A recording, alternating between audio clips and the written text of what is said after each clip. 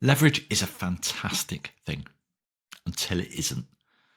If you want to borrow money to start your business, it can give you a fantastic helping hand in a way that you can't just get there by bootstrapping yourself. But a little bit of leverage is good. A lot of leverage can get you a long way, and it can also get you into a lot of trouble. Now, many people have become successful property investors over the last couple of decades. Why? Because it was really cheap to service your debt. So all you had to do was leverage yourself as much as humanly possible, service that debt, property prices go up, hey presto, you are now a millionaire. Congratulations. Until, of course, interest rates start going up and you can't service your debt.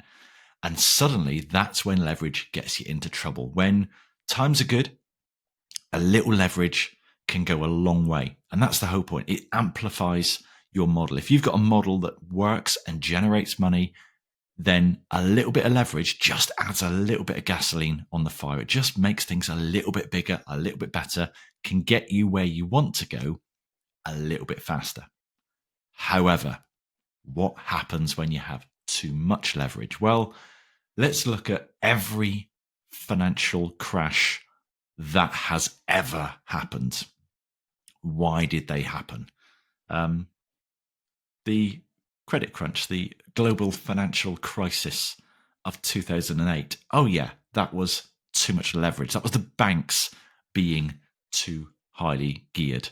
The dot-com boom and subsequent bust of the late 90s and early 2000s.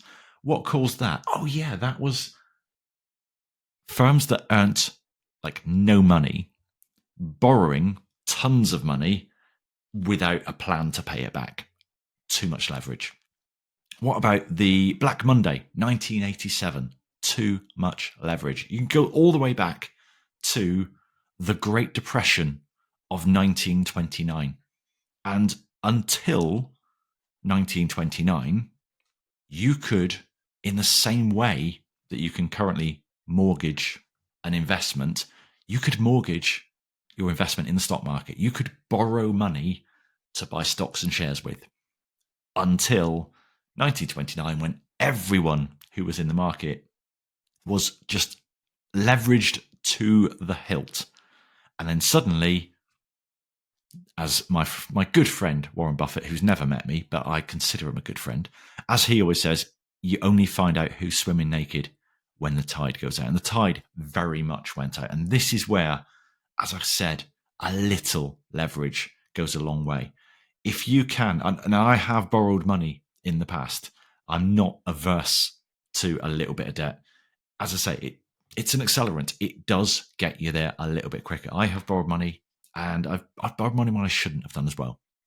So I used to trade stocks and shares, and I considered myself very successful at that. I was making probably 60% a year. I was laughing at these, the mere 20% a year that Warren Buffett and Charlie Munger were making. I was laughing at that because I was doing 60% a year, but I wasn't investing. I was trading. But I thought I had the golden answer here. So I just borrowed money because, well, if I can borrow money at 5% and I make 60%, I'm onto a winner here, aren't I?